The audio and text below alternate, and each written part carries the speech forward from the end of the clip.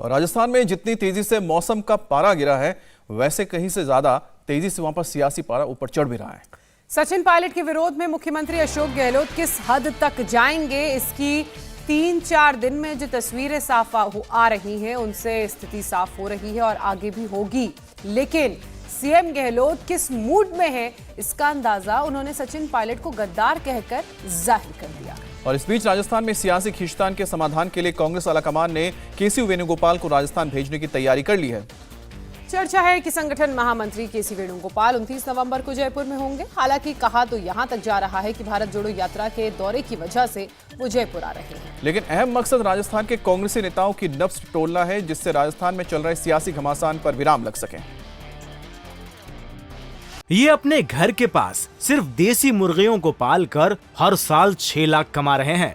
आप भी ये करना चाहते हो तो फ्रीडम ऐप को अभी डाउनलोड कीजिए।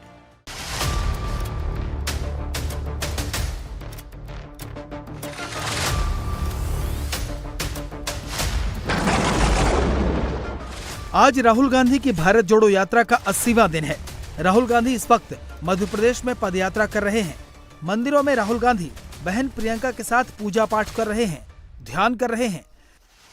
लेकिन राहुल गांधी की भारत जोड़ो यात्रा के जरिए संगठन जोड़ने की कोशिश राजस्थान में पूरी तरह फेल होती दिख रही है। 10 दिन बाद राहुल गांधी की भारत जोड़ो यात्रा राजस्थान में प्रवेश करेगी। लेकिन राहुल गांधी की एंट्री से पहले ही राजस्थान का सियासी पारा चढ़ गया है। 50 साल के राजनीतिक करियर में मुख्यमंत्री अशोक गहलोत का एक नया रूप देखने को मिल रहा है। साल 2020 में पायलट खेमे की बगावत के बाद सीएम अशोक गहलोत अपने धुर विरोधी सचिन पायलट पर खुलकर हमला बोल रहे हैं। वहीं सचिन पायलट खुद गहलोत के हर वार का जवाब देने के लिए फ्रंट फुट पर हैं। सचिन पायलट को लेकर अशोक गहलोत के तेवर तीखे हैं। गहलोत ने सचिन पायलट को पहले नकारा कहा, फिर गद्दार कहा और जब सचिन पायलट ने पलटवार किया तो अब नसीहत देने पर उतर आए। महात्मा गांधी और अंबेडकर का नाम लेकर सचिन पायलट को अपमान का घूंट पीने की सलाह देने लगे।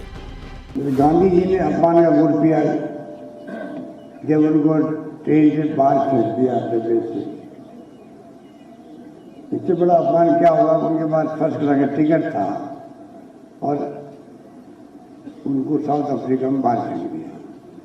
टीचर ने इतना बड़ा अपमान का घूंट पिया, इसलिए वो दक्षिण अफ्रीका के अंदर भी और यहाँ आकर के भी मुल्क को आज़ाद करवाने के संघर्ष में जुट गए और कामयाब हो गए।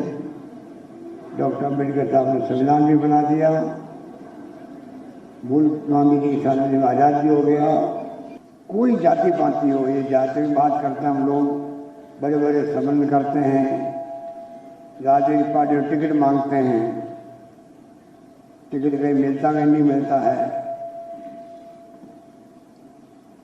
जाति में एकता की बात करते हैं, हर जाति अलग बात अपनी करती है, वर्ष की बात कोई नहीं करता है। शेड्यूल कास्ट आज आप बैठे होंगे, तमाम शेड्यूल वाली कौमों के ऐसे लोग होंगे टीचर, और वैसे अलग अलग है हम लोग, कहाँ एकता होती है। सचिन पायलट पर इस हमले से राहुल गांधी की यात्रा के राजस्थान आने से 10 दिन पहले सीएम अशोक गहलोत ने सियासी खींचतान का नया चैप्टर लिखना शुरू कर दिया है।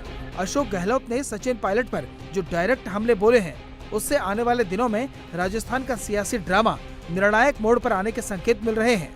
मुख्यमंत्री की कुर्सी पर पायलट की ताजपोशी होगी या गहलोत ही सीएम बने रहेंगे? इस पॉलिटिकल ड्रामे की पूरी फिल्म का टीजर 29 नवंबर को सामने आ सकता है। ऐसा इसलिए क्योंकि कांग्रेस के संगठन महासचिव केसी वेणुगोपाल जयपुर आ रहे हैं। माना जा रहा है कि वो राजस्थान में जारी सियासी खींचतान पर सख्त फैसला ले सकते हैं। Nothing, you don't worry about all this. There is no conflict. Rajasthan मसले पर हम लोग देख लेंगे, चिंता मत करिए।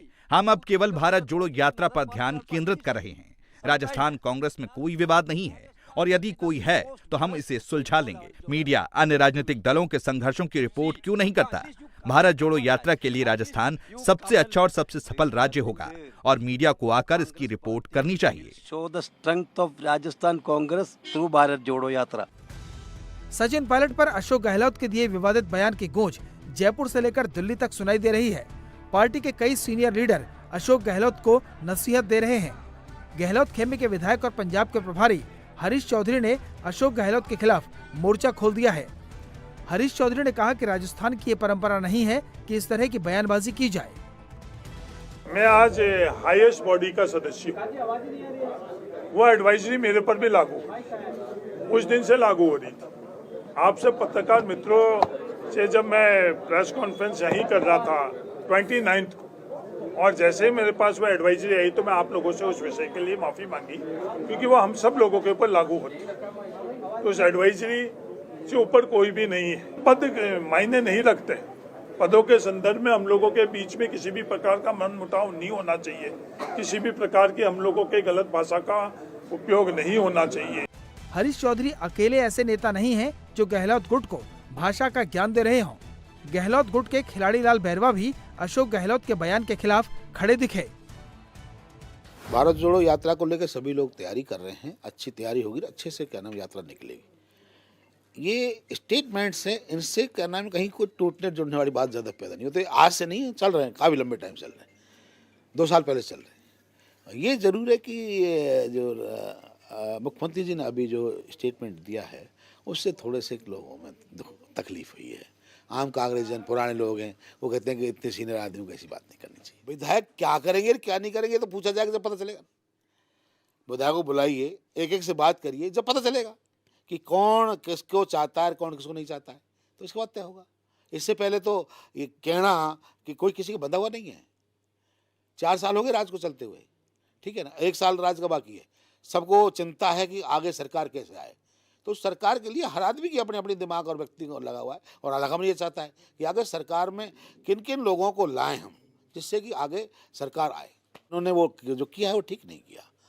हम उनको इस इतने बड़े सीनियर और हमारे जो सबसे बड़े नेता हैं आज की डेट राजस्थान के सीनियर हैं, उनको ये शब्दों का इस्तेमाल नहीं करना चाहिए।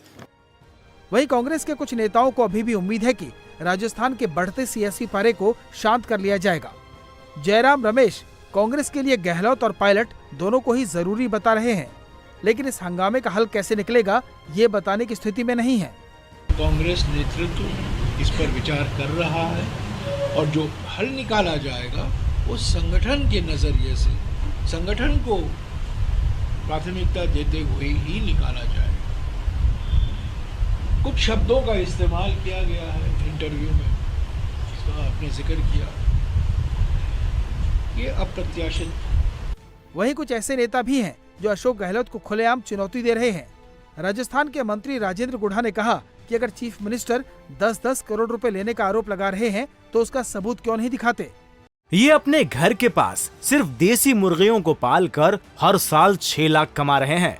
आप भी ये करना चाहते हो तो फ्रीडम ऐप को अभी डाउनलोड कीजिए।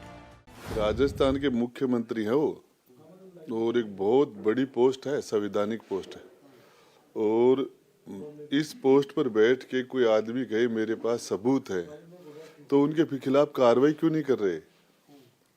यदि सबूत है गहलोत साहब के पास, और फिर वो तो इस मामले में यदि अपराधियों को बचा रहे हैं, तो ये तो मेरी जानकारी के हिसाब से कोई भी कानून का जानकार आदमी इस बात, इससे ज्यादा हास्यास्पद कोई बात हो ही नहीं सकती कि मुख्यमंत्री जी के को पता है कि ये लोग 10-10 करोड़ रुपए वहां से लेके आए हैं 2 नंबर में, और उनका इनके पास सबूत भी है, तो इतने दिन से कार्रवाई क्यों नहीं कर रहे?